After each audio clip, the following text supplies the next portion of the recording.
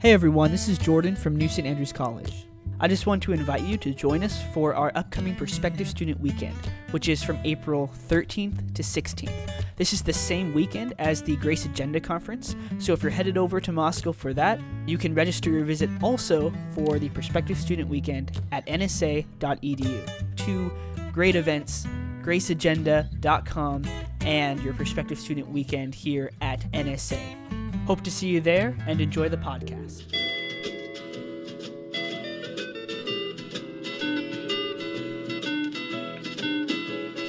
Hear the world calling, but son, don't you listen. They're only trying to drag you back into prison, that's right. Welcome back to What Have You. I'm Rachel Jankovic. I'm Becca Merkel. And I'm still plugging away at this cold. Does my voice You're still sound distorted to you? A little snuffleupagus. I was going to say, and my Shad has the same thing as I have. And I said, does your head feel like a muddle puddle? And he said, about 14 of those. Well, she's sitting here with I'm opening up a cough drop. A bag of cough drops. Yep. I'm sitting here hand sewing a protocol dress. Becca's a Proverbs 31 woman. She's working. Yeah, I try. Doing her handwork in the car. Rachel has brought her bread before to the scene. I have. I'm bringing my hand stitching the lining, facing thing. Anyway, doesn't matter. So both of us thought after last time that we failed to say some things about raising boys. Well, we just thought of more things. Yeah, we thought later of things that I was like, I don't know, have I ever said this on the podcast before? Yeah, I thought of something. It's like, we might just need to keep go first talking with about what you thought of first. Oh, well, suddenly I just thought of a story that I was like, why did I not remember that in the moment that we were talking about it? That when one of our boys was probably just 2, maybe younger. He was little. Well, he's probably 2. And he got himself afeared of the vacuum. So it was like paranoia. Paranoia struck. Lena did a paranoia as a wee child about bathtub drains because we had gone to the ocean and she had spent the whole time frantically trying to get the toys away from the water, which we didn't really notice was like some kind of it looks like playing on the beach. Do you know what I mean? Like running with boogie boards and stuff. But then when we got home, it had blossomed into a full-fledged paranoia of goods being washed away in the water. So tell me, what'd you do with that one? And then I'll tell you about the vacuum. Oh, as I recall, it involved a lot of coaching, and that I remember squatting beside the bathtub, holding her, being like, we're unplugging the bathtub with the toys in it. Like, and you're going to say, no biggie. It's okay. Like, it's okay. And we were like, you may not freak out about this, because, who wants to have a lifelong fear of bathtubs? Like, gotta help a kid out. Well, it's a lot of muscling through pulling the drain in the bathtub. Yeah, you know that even though eventually she would overcome it, there's also something to just learning to be brave. Part of it is that you might eventually overcome it, but you might overcome that, but you might have a new fear that you don't know how to overcome other than outgrowing. Yes, exactly. And if you don't know how to take your regular fears and overcome them, then your parents have not done right by you.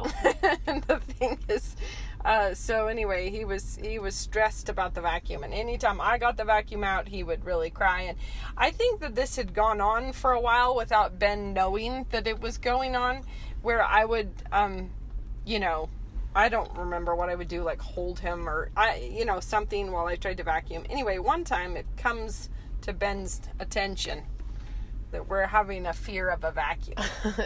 And he was like, no, we're not doing this. So then what happened? It's time for a daddy intervention. Daddy intervened. And he insisted upon a full confrontation of the vacuum, which had to end with the vacuum got knocked down. Like, you have to punch the vacuum until it falls over. Panic, fear, stress out, cry. It was a whole thing. And it eventually was like, no, you are gonna face up to this vacuum Look what's coming my way. What's coming? What is it? Let's I think find it's out. a slice We're of having pizza. a delivery. A slice of pizza for me. Oh man, Look, it's gonna. Get your hot slice here! It's gonna pair with your cough drop. That's what I was just thinking. My cherry halls and a piece of pizza. I like that we just got a little guest appearance from Luke. That was good. Yeah. No, but anyway, so it was like, no, you're gonna knock the vacuum down, and that's just what you're gonna do. That's just gonna be your So job. he had to knock the vacuum down. Eventually, he got there, and then the next day, Ben would be like, "All right, you need to go in and knock the vacuum down." Go kill and that it would thing. be like, "Ah!" No, Daddy, and oh, then no. it just every day, it was like, "Now you're gonna go knock the vacuum down." Because that's your new skill. And it was so funny that my poor vacuum took a real beating during that time. But and then once we were like over at Mom and Dad's, and I totally and remember it was like this. we're walking He's past just his little toddler. little toddler walking past the laundry room, and there's the vacuum, and Ben's like, "Go knock it down." And so I remember after it being in a bit, phase where he would it looked like he was stomping on the vacuum's foot. Like he would just walk by and kind of stomp on it. he Like kind of got to where he took sort of he got brave he enough. got a little bit of swagger. Yeah, a little swagger, like, watch me, I'm gonna kick that thing.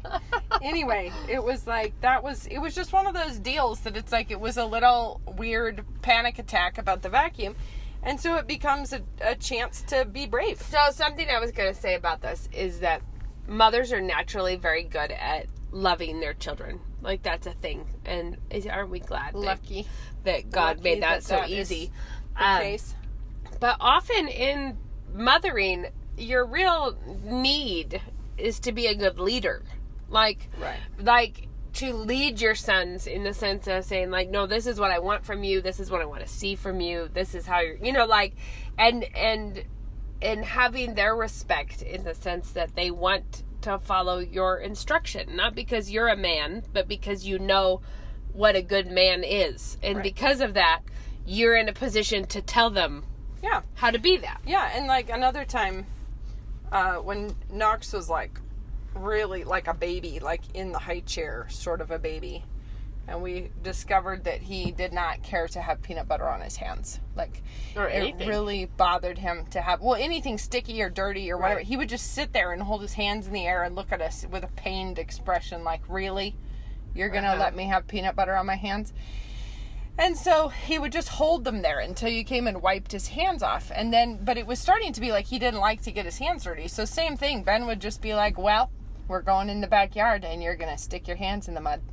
And he'd be like, Taking a little and trip he'd be like, out back. Nope, because you're not going to turn into this person. Like, we're not going to foster a strange little neurosis and let it turn into a weirdness in you. Like, you're just going to have to go put your hands in the mud. And luckily, he overcame that. And I was going to say about the leadership thing, that's like the knocking the vacuum down. Is like saying, listen, I'm here, you're going to win this.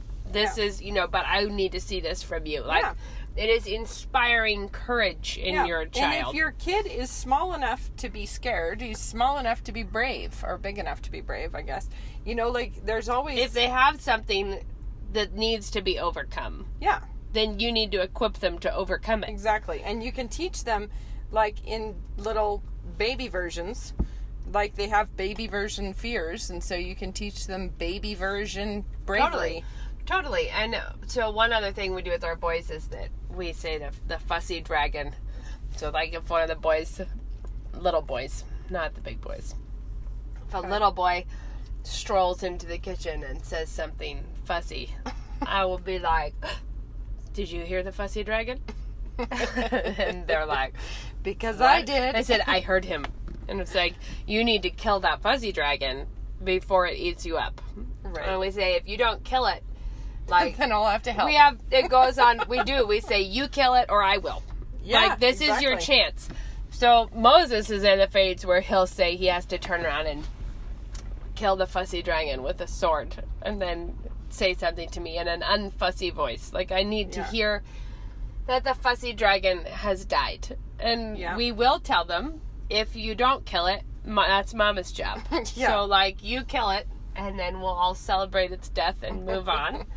Or, I'll have to kill it in my other ways Exactly. of killing fussy dragons. So that is helpful to them because I'll just say, you know how we know that it ate you up is that we can't hear you anymore. We're just hearing the fussy dragon. Yeah. And it turns out kids are really good at controlling themselves and controlling their voice. Like, they don't have to talk in a fuss. They don't Right. have to do that. Like, you can do it. Yeah. That's, Exactly. And I think I've probably said this on the podcast before, but with little kids, make sure as a mother that you're not talking a baby talk to them such that weird fussy registers seem like what you expect. Yeah.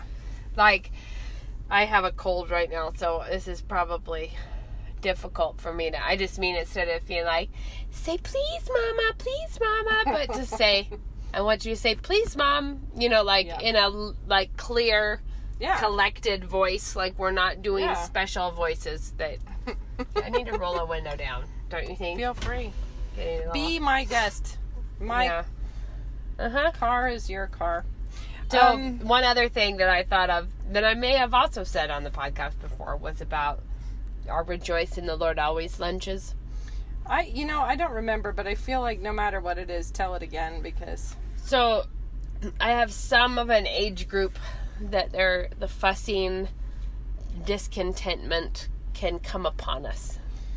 you're kidding me. I know, hard to believe. Actually, I have all of us in I was that going to age say, group. do but you have humans? yeah, Then I think have you some humans at my home. Yeah. And the fussy discontentment can strike at any time. Yeah, I think the thing I mean, though, is that there is a uniquely, before they've really learned the ropes, there is a phase kind of negotiating more. Kind of like, why don't we drive through McDonald's for lunch? So where our kids go for school is actually quite close to the McDonald's, Yeah. which is not really an issue most of our life. McDonald's plays no part in it.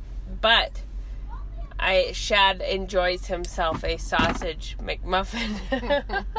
And so every once in a while I'll get him one after school for lunch. Like, as just he's the only one with me, it's like, that'd be fun. And but some days are just generally fussy days. Yeah. And not in the mood to work through it. Not in the mood to do the stuff. And, It's always good when those days correspond with your days doing the same. oh, I know, right? We all are not in the mood for this. So, anyways, it was some time when he was just not in the mood for it, and I was like, hey bud, and he's like, oh, can we go to McDonald's? And I was like, no, we're not going to McDonald's. And he's like, I just wanted to eat McDonald's. And he was not throwing a temper tantrum, or like, there was nothing about it that was like, It was just the floppy it moroseness. was just a morale. It was like entirely a morale issue of wanting to eat McDonald's and not buying into my other suggestions. So I was like, and he does not like PBJs. So he doesn't eat them. If he's only one home for lunch, it's not like I'm making him a PBJ. He has to eat them periodically. But anyways, he wants a sausage thing, and I say no, and he's like, that just is all that sounds good. That's all I want. And I said, well, we're gonna go home, and I think I said, you can have some ham and crackers and cheese, or I could slice you an orange, or I was giving him ideas. And we all know the mood. And where you you're know what like, he's don't doing? talk to me about ideas. I hate your ideas. Although he didn't say that. He just was like, nothing sounds good. And you're like, oh, I think I have some leftover. I was like, no, I don't want it. It's like looking out of the car window on a rainy day with a dark mood upon you. And this is the time when I know my job as a mother is to take no prisoners. We're going to win at this, right? So I just am like, okay, new regime is in town. This is on our way home. I was like, here's what we're going to do. We're going to go have a Rejoice in the Lord Always lunch. We're going to sing Rejoice in the Lord Always now. That'll flush out an attitude. I was like, we're going to sing faster it. than- We're singing it up. Shad, me, and Moses. This is our story. This is our song. And I'm like, when we get home. Have we spoken of this before, though? There are certain songs that if you're in a good mood, it's fine. If you're in a bad mood, it causes you to fall into deep evil. And Rejoice in the Lord Always is one of those songs. It's like the litmus test. Is someone in sin? Sing Rejoice in the Lord Always and see if they go up in a fireball. Yeah. Do you clap or do you not? Clap The or other one glower? is Cheer up, ye saints of Yeah, God. well, that's a big one. So anyways, I'm like, we're having a Rejoice in the Lord Always lunch. And I was like, here's how it's going to go. You're having a PBJ, which is what he does not like. So I was like, since we have repudiated other options that you do like, it's clear that what we need is to take a hot minute and be thankful.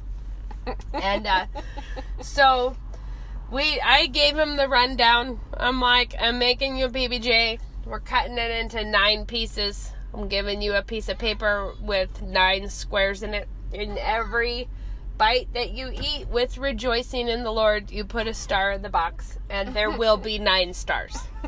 That's how it's. Just spoiler alert. Just spoiler, there's going to be 9 of them. There will be 9. You're going to do it. You're going to how sing it's gonna Rejoice go. in the Lord Always at any moment when I tell you to. Yeah. That's how it's going. Yeah. But this is the thing. Here's what happens. Total sweet relief. Like, before we even got there, he was feeling better. Yeah. Like, and then we get there, and he whizzes through that PBJ in no time flat, and then is a complete joy to be around the rest of the day. Like, I feel like we could modify this into, like, your wardrobe. Like, you're you're gonna put on those pants. No, I mean for the moms. I know. You're gonna sing Rejoice in the Lord Always. You're going to have a little star that you're going to put And you're on going to there. be like, I nailed that. I put on Like- that outfit and I rejoiced. And like- therefore, I did what I was supposed see to. my muffin top? And yet I thanked the Lord. Oh, did I ever? So, anyways, but my point is that sometimes it's just a general malady actually needs to be met with a little more proactive confrontation, because you don't want to be spending all your time being like trying to pacify and find a No, way or good give heavens. in or like, I'm so sorry you're having a hard day. I'm not. You shouldn't be. You know? No. But then there's other times when you just have to realize that actually, what's the story that Uncle Gordon always told about Grandma? Oh, yeah. He so was sweet. having some kind of a... He had a horrible bad day. Like, that actually involved him, like, in the snow in a ditch. or a puddle or something. Yeah. And then he got home and she put him in the bathtub and brought in a bowl of Cheerios and floated it in the tub. There's like times when it's just that. It's like just But I give do that. the kid a fun little thing, and other times it's like, nope, this is boot I camp think it's now. just all about balance. Yep. Because if you didn't ever have the boot camp moments, then the bowl of Cheerios in the bath would never be fun. No, they wouldn't. You know what I mean? Like, you'd be the skunk in the tub. Being like, why'd you do this? It's making the milk hot.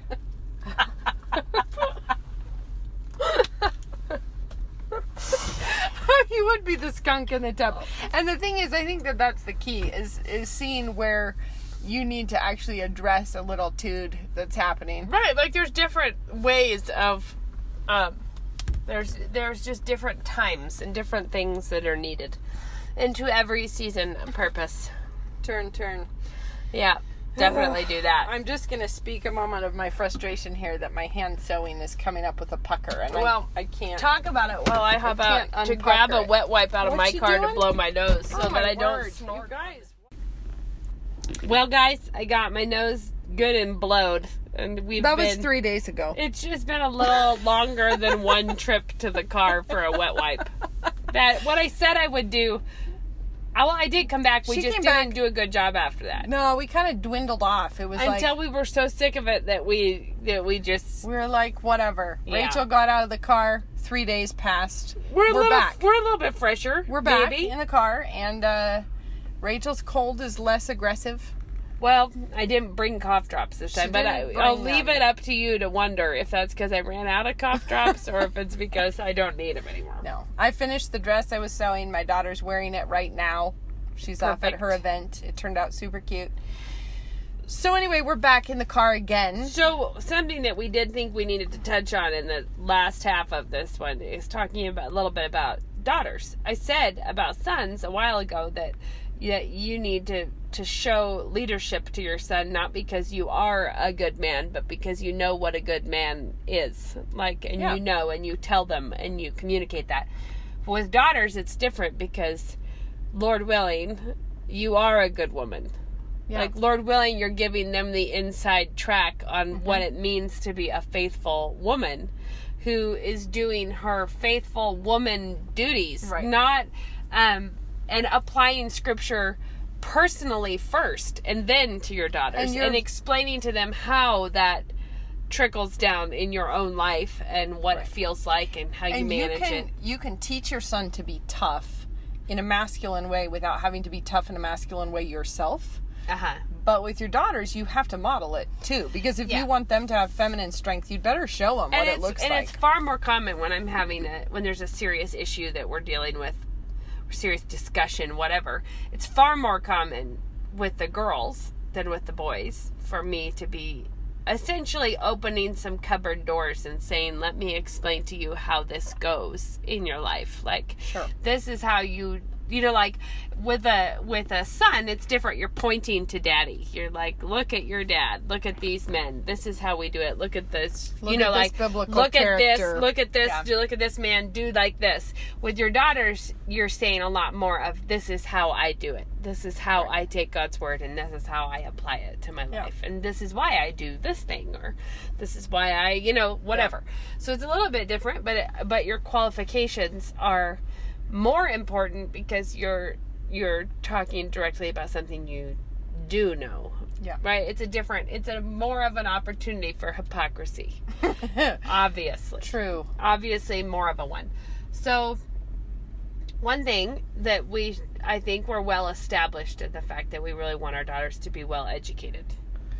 I hope we're well established there. I just think we should throw this out there again, that we're very serious about our daughters being educated, and educated, equally educated to our sons. We don't have any kind of, don't worry about it, you're just a girl.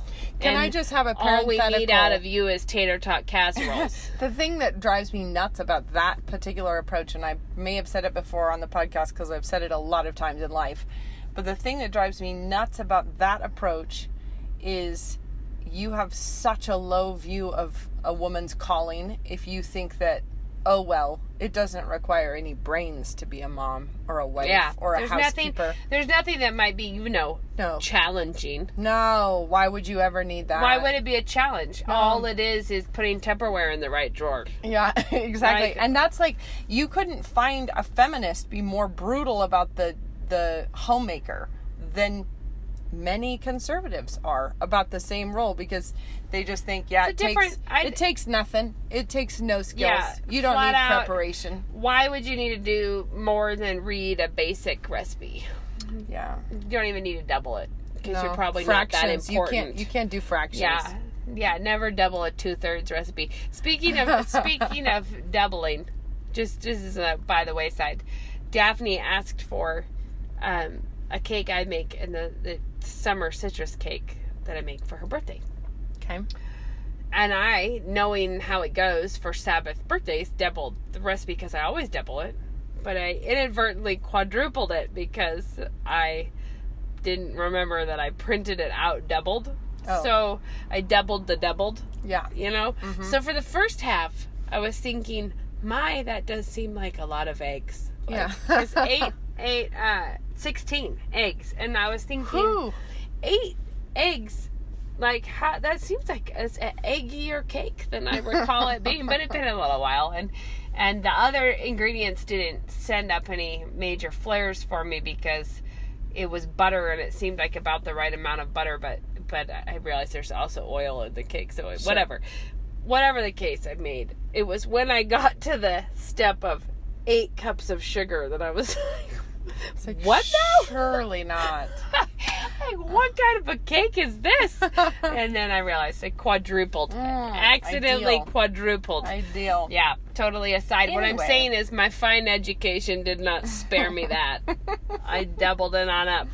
So, but the point is that we do believe our daughters should be well educated, and we believe that they should be well educated, not because we think that they should be doing educational things instead of domestic things, but because we believe their education is us being faithful to God's commandments of how we're to raise them up. Yeah. And how they obey God, equipped like that, is their obedience, right? Right. Like our obedience is we don't get to slack off on what God said of raising them up in the nurture and admonition of the Lord and all of this. And he doesn't say love the Lord your God with all your heart, soul, and mind if you're a boy.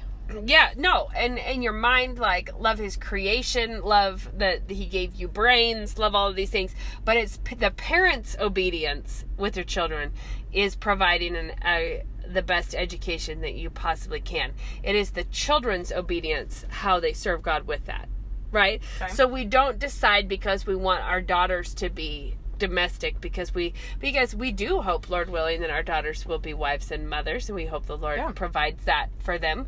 And so we're not educating them in case that doesn't pan out. No. We're educating them because this is 'Cause we our hope part that it of does. contributing to that obedience Yeah. in their life. So but God doesn't say anticipate what position your daughter might end up being in, and then shoot for the lowest common denominator. Like, shoot for the least qualified you can make her for that position.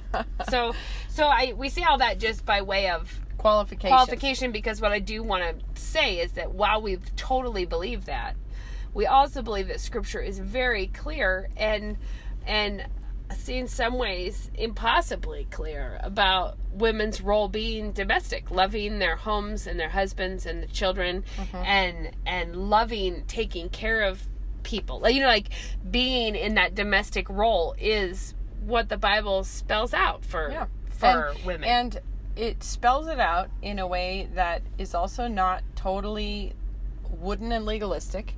No. And the fact that Deborah, sure enough, she's in the Old Testament, shows you that it's not some kind of strange legalistic doctrine, but it is the overwhelming tone of the Scriptures, which is not to say there's not random strange circumstances now and then. Totally. But the point is it's not enough to point to Deborah and then have that negate all the rest of what the Scripture so says. therefore, when it goes on about, like, and especially the whole thing about older women are to be teaching the younger women, it even touches on how this knowledge is to be passed on. But also, I like that because it shows you that this is something that actually requires learning, wisdom, practice, instruction. Something I wrote a paper on way back in college is the part about the widows. When the church should put the widows on the roll, that the qualification for women going into essentially church ministry as a widow, like being on the roll of the church and working for the church, the qualification was that they would have loved a husband and raised children and been hospitable. Like that their qualifications for ministry was the qualification of doing these really domestic tasks. And that now they need to serve the church in a different way. But the thing that's noticeable about that is those are essential roles that have to be filled, and nobody can do those except a woman. Yeah, and what you were saying, which I thought which is great, is that we don't know where all of our daughters will end up. We don't know if some of them will end up unmarried or if they'll whatever. But that has nothing to do with what we try to do now. Like we don't try to hedge against them.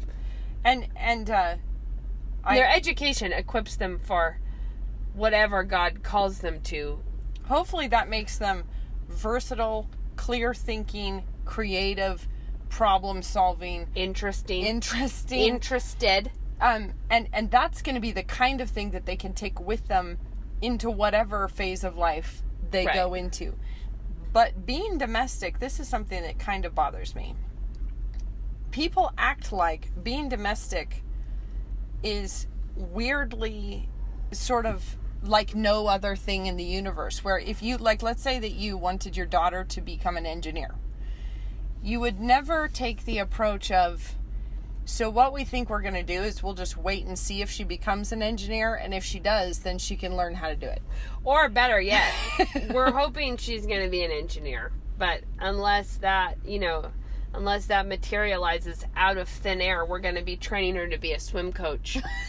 Exactly. Because you're probably not doing nothing. You're probably actively pursuing something. But if you want your daughter to be domestic, accomplished, and God willing, a wife and a mother someday, then why would you treat that as something that's like, well, eventually, In the worst case if that scenario, happens, we'll pull something out of the she'll hat. figure it out. We'll do something Speedy style to try can- to, she fill can in the gaps. Subscribe to Martha Stewart when that happens. Oh my heavens. So it's just sort of like, It actually takes a whole life of, and I know I've joked about it, and actually my neighbor, Kathleen, said, you've threatened to write your craft book, and she found in an old, I can't remember the title now, but it was in an old knitting magazine, she found a book that was being advertised that was very much the craft book that I've threatened to write. The spiritual journey among the crafts. That's funny.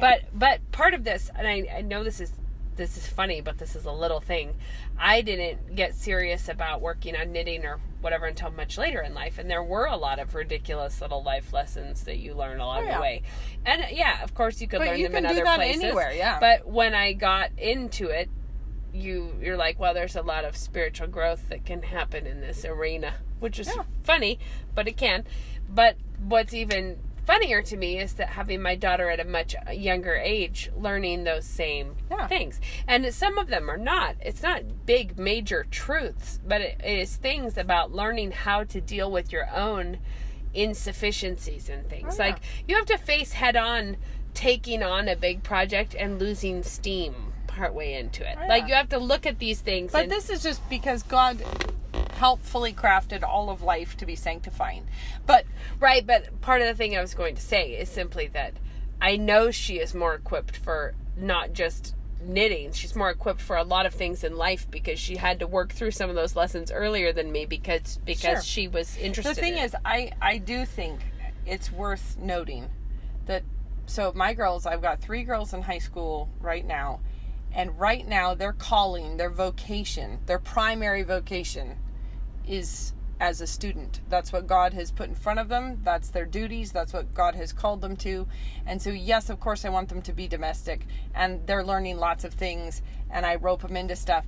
But I do think that if you learn how to do the thing God put in front of you and do it faithfully, then when God puts another thing in front of you, you will approach that faithfully as well. So I want them to be diligent students now because I want them to be diligent wives later or diligent mothers later. Totally. And it's learning, it's like you say, learning stuff in like knitting. Well, it's also learning stuff in your studies and in due dates and in hammering out the assignment and learning to do it when your partner didn't pull their weight and just all those little skills. But like, so it's not like we train them to be domestic at the expense of their education, because I do think that learning to follow follow your duties and do them well is right. I just think a transferable skill. Depending on what world you're in, the balance, it needs to be differently weighted, because if you were in the world where everyone is overwhelmingly like, I'm 13, but I have a notebook of my greatest family quick dinners that I'm working on day in and day out, and when I have a spare chance I study up on toddler rashes or something. if that's the world that you're in, then yeah, we need to weight this differently about let's be faithful in the here and the now. You're actually not a 40-year-old mother of 6 right now, so why don't we go ahead and act more like a diligent 13-year-old? Yeah. But on the other hand, if you're in the kind of world where young girls are not even considering the fact that they may be wives and mothers someday. They're just pursuing. They're only like, well, what's veterinary cool? medicine. Yeah, they're like, well, what's cool? Should totally pursue that, or I'm going to do this, and not thinking. It really depends on what world you're in, how you need to come in and be like, think about this. Girls are faced with a unique trouble on this because there's nothing wrong with,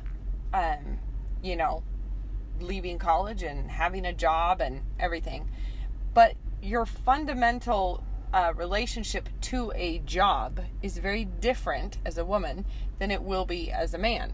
And so this is why, of course, if somebody asks... Because your actual calling is a person. Yes. So if you were to get married... You're called to be a helpmeet. Your calling is your husband's calling now. You're ambiguously Yeah. You're ambiguously out there before that. and it's not like your calling is a realtor and his calling is a vet and you just happen to share the same address. Like, that's not how God made the world. And No. so there's nothing wrong with a girl having a job, but it does make the questions complicated. No, because- and it is an annoying position to be in. Like, I was not older. I was not really, I don't even remember how old I was. I think that I was 22 or 23 when we got married. Okay. I like that I don't know the answer to that. That's funny. I think I was 22. Okay. Whatever. I had been out of college a little bit, and it felt like a long time because it was the time period in which, like, I was kind of done with the college scene. Yeah. And people are I had, all like, kind of, asking and you. everyone's like, what are you doing? And I had plenty to do, and I had things that I loved, but I was tired of being there. Yeah. Like, I was like, I'm bored Yeah. with this. And it is a time of surprising uncertainty. Like, you're like, well, I don't know, there might not be a guy that I would be willing to marry. Yeah. Right? Like, that's an issue. But I did feel like I was probably called to be a wife and a mother. Right? So I wasn't experiencing some tremendous calling apart from being a wife and a mother. But I was busy and doing stuff and working hard, and there was plenty. God gave me lots and plenty to be doing. You know, like, it was a productive time in my life. But at the same time, I remember a sense of, like, I just need to know who the heck I am anyways. Like, because you do know, and now in retrospect I can say that I knew that I was called to be a wife and a mother, but you don't know at the time that you're called in the future to be that. You just feel that you are called to that, right? Like, so you're like, well, fat lot of good my feeling called to that is. I mean, like, what is that going to do for anything? But it is not the same thing as saying you want to raise daughters who have no opinions or easily shaped by, like, that's not what it is. No. It is a woman who has strong opinions about the Word of God, about like you're not raising girls to just be conformable to whatever. You're raising them to you want them to have high standards, to believe that their calling will be their husband's calling. It will be their husband. It will be raising those children. And that's not a weak position. No, and that's a strong conviction that you have to have. And it's knowing that when the right guy comes along, that he will interrupt your life. And in all the ways. And your job is to set that aside. Set aside your things. If you felt like your dream was to go off and become a ballet dancer on a international circuit, and the right man comes along, you have to say... And he says, actually, I'm a sheep rancher. Yeah. And you I have to be don't willing travel. to say, right. So you'd be like, wow. When this gets set aside. Lord, look at what you gave me to put on this altar. Like, look at what you gave me to give up. And, of course, generalizing here, but that's not what God has called husbands to do. Is set aside your calling and your profession so that your wife can fulfill hers. No. And the only time that I would think of, I mean, that's just a generally speaking, because of course you could come up with situations that would be different than that. But it is not a husband's job to be a helpmeet to his wife. To follow his wife around the country while she while she pursues her stuff. Well, she's like, I have a plan and I'm going to be an amazing woman. And he's like, right you are, chief. I'll do whatever you say. And that's just not acceptable. It's not how it should go. And so I think there's nothing wrong with a girl having aspirations and, you know, getting qualified for things and doing things. But those are going to get set aside if the right man comes along, and possibly just temporarily, possibly forever.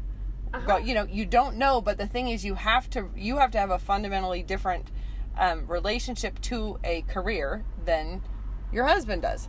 And so it's important, as you're training your girls, as you're educating your girls, as you want them to be strong, you want them to be smart, you want them to be creative and high achieving and all of those things. But you also want to teach them that that's all because it's going to equip you more to be the right wife to the right man. I think that this is kind of, I feel like, well, you know, when people will be like, oh, she's just had babies or something, you know, like, oh, she's just doing that, you know, people kind She's of just demeaning, a mom. she's just a mom, and you're like, that's a pretty funny superpower to go dissing like that, like, Yeah. she's just someone who actually was able to bring a new life into the world, or just did, you know, and you're like, yeah, just because a lot of women have it doesn't make it less amazing. Like, it doesn't make it less remarkable.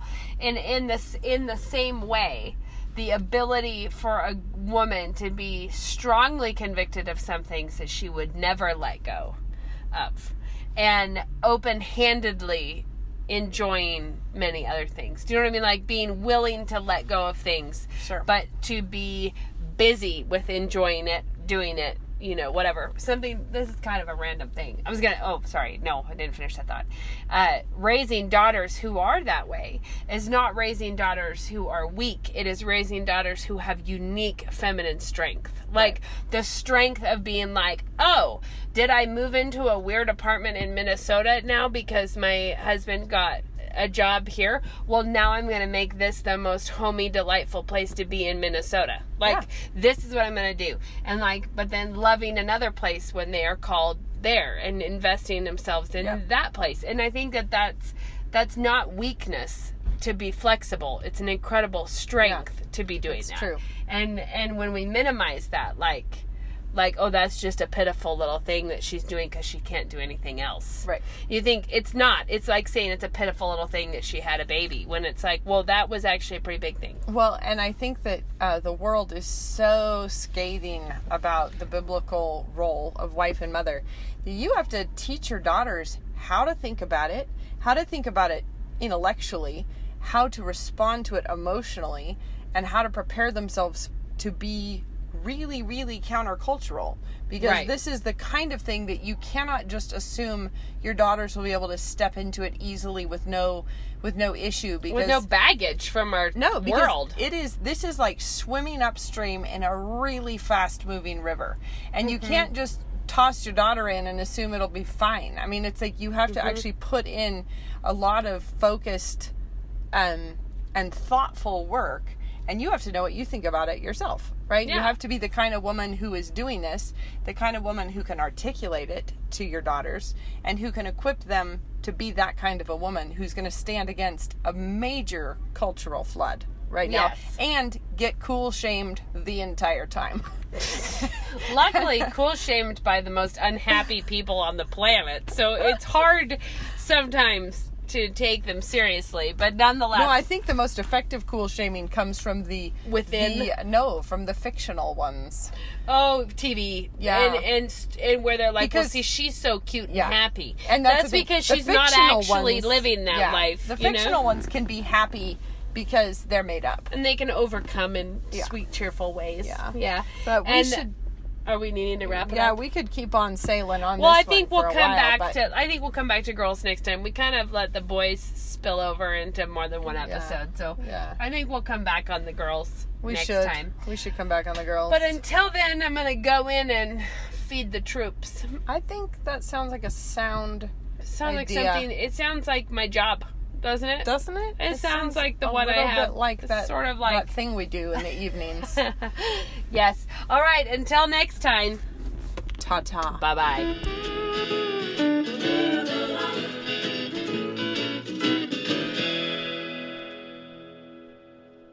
I'm a 2009 graduate of New St. Andrews College, and I'm a commercial property manager. 3 kids at Logos, 1 at home still, and I do flowers on the side out of our house.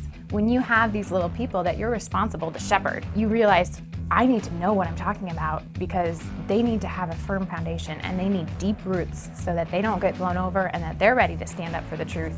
I am a programmer. The language aspect of NSA is a fantastic preparation for any sort of programming.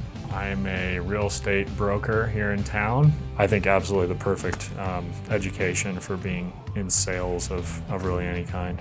I actually put it to a lot of great use when I was working in the political realm. I am a pastor in Central Coast, California. Whatever vocation you take, it'll make you take that seriously because you're seeing it through the lens of the sovereignty and lordship of Christ. To learn more, visit us online at nsa.edu.